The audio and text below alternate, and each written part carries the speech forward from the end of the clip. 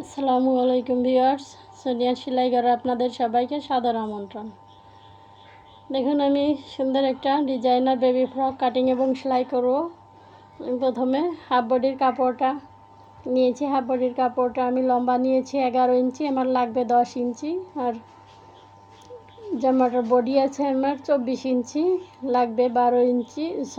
6 ইঞ্চি চার ভাঁজে কাপড়টা 4 ছক 24 ইঞ্চি। আর আমি শোল্ডারটা নিয়ে নিলাম 4.5 ইঞ্চি, গলার চওড়াটা নিব 1.25 ইঞ্চি, এটা 2 বছরের বেবির জন্য।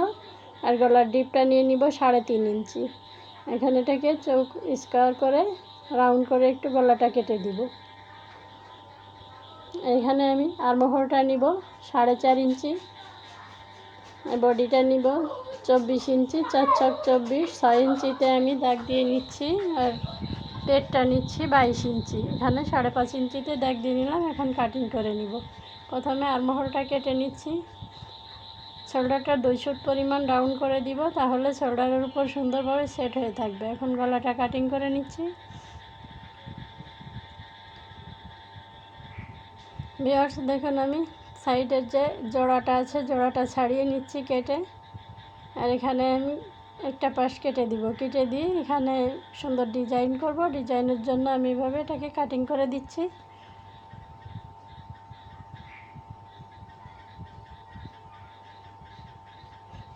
এখানে আমি আর একটা শোল্ডারের উপর লাল ফিতা দিব। আর এই লাল কাপড়টা দিয়ে আমি পুরো জামার গলাটায় ডিজাইন করে দিব। এভাবে কুচি দিয়ে পুরো বডিতে সামনের পিছনে ডিজাইন করে দিব।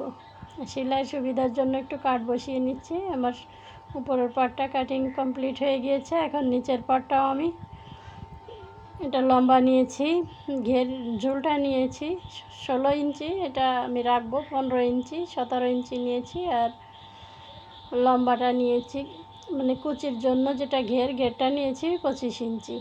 আর কাপড়টা যত বেশি নেওয়া হবে ঘের, তত কুচিগুলো বেশি পড়বে। আর এখানে আমি ফিতার জন্য 2টা ফিতা কেটে নিয়েছি।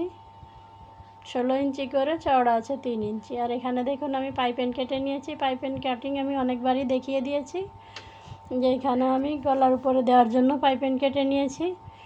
পাইপেনগুলো জয়েন্ট দিয়ে নিব। আর এখন দেখুন প্রথমে আমি শোল্ডারটা জয়েন্ট দিয়ে নিব। প্রথমে শোল্ডারটা জয়েন্ট দিয়ে নিয়ে সেলাই করতে হবে এই জামাটার। আমি ডাবল সেলাই দিয়ে দিলাম যাতে সেলাইটা ছুটে না যায়। এখন দেখুন আর্মহোলের জন্য আমি যে লাল কাপড়টা দিয়ে পাইপেন দিব, সেই পাইপেনটা এখন বসিয়ে দিব হাতার উপরে। সিধা পিঠে রেখে পাইপেনটা বসিয়ে দিব। পাইপেনটার একটা সাইড আমি কেটে নিয়েছি। আমি 1.5 ইঞ্চি পরিমাণ পাইপেনটা কাটিং করে নিয়েছি। এভাবে একটু কাট বসিয়ে দিলে উল্টে নিতে সুবিধা হয়, আর উল্টানোটাও ফিনিশিং হয়।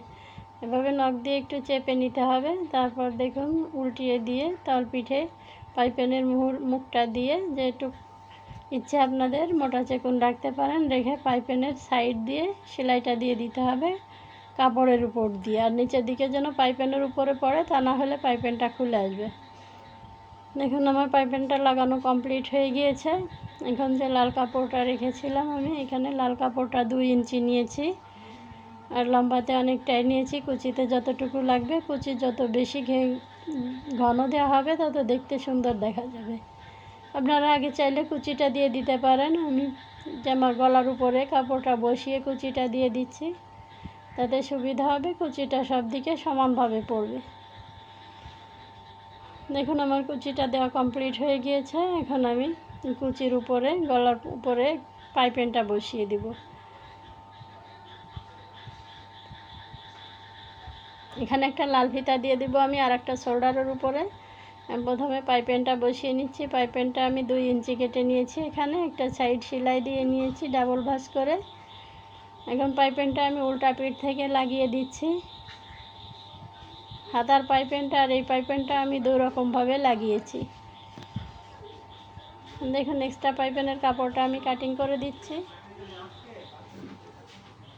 আর এভাবে পাইপেনটা এখন উল্টা দিক থেকে সিধা দিকে নিয়ে আসতে হবে।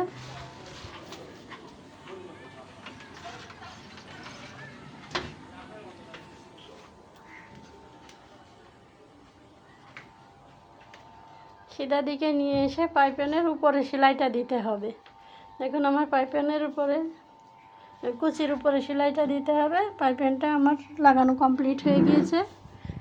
এখন এখানে যে শোল্ডারে আরেকটা ফিতা লাগাবো, ফিতাটা আমি 1 ইঞ্চি পরিমাণ ডাবল করে নিয়েছি কেটে।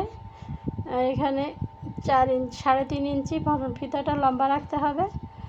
ডাবল ভাঁজে 3.5 ইঞ্চি, আমি 3.5 ইঞ্চিতে দাগ দিয়ে এভাবে জয়েন্ট দিয়ে দিব।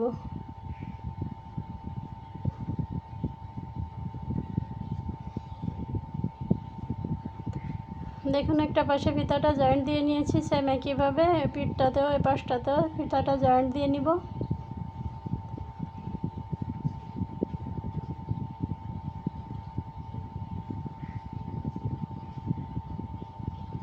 একটু ভালো করে ব্যাক স্টিচ দিয়ে দিলে, স্টিচগুলো দিয়ে দিলে ফিতাটা কখনো ছুটে আসবে না।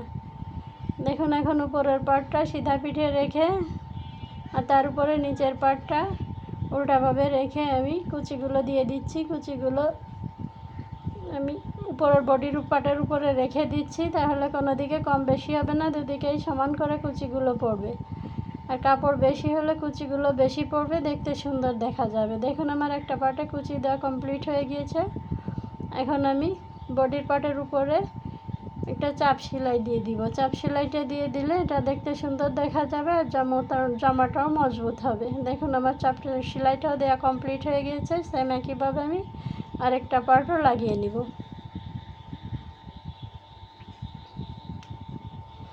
ভিউয়ার্স দেখুন আমি 2টা ফিতা বানিয়ে নিয়েছি। এই ফিতা দুটো সামনে লাগিয়ে দিব, সামনের বডির সামনের পার্টে লাগিয়ে দিলে এটা দেখতে খুব সুন্দর দেখা যাবে, কারণ একটা ডিজাইন হবে। ফিতাগুলো এভাবে এদিক ওদিক করে ক্রসের মতো ধরে একটু গোল গোল করে আমি সেলাই দিয়ে দিচ্ছি।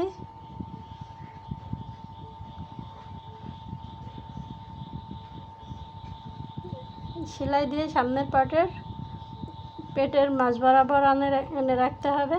আর এই যে দেখুন আমি চাঁদাকৃতি করে কাপড় কেটে নিয়েছি, এই কাপড়গুলো দিয়ে ফুল তৈরি করে দিব।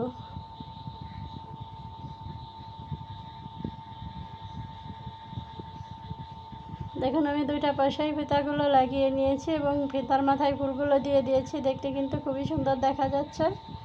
আর এই যে দেখুন এখন এই যে ভিতরে আমি পুঁথিগুলো লাগিয়ে দিব। আমি ডিজাইনের ভিতরে পুঁথি লাগিয়ে দিচ্ছি, পুঁথিগুলো লাগানোতে অনেক সুন্দর দেখা যাবে। দেখুন আমার পুঁথিগুলো লাগানো কমপ্লিট হয়ে গিয়েছে, জামাটা কিন্তু খুবই স্ট্যান্ডার্ড দেখাচ্ছে।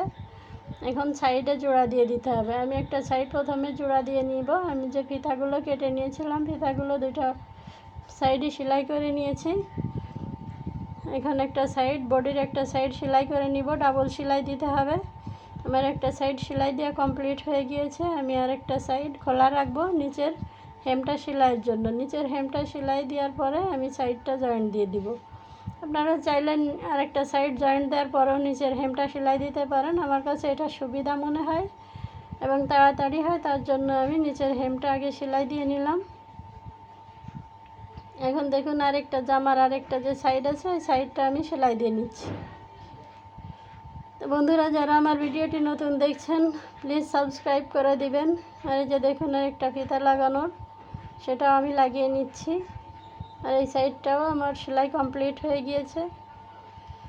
আমার ভিডিওটি ভালো লাগলে লাইক শেয়ার কমেন্ট করে দিবেন, সাবস্ক্রাইব করে আমার পাশে থাকবেন।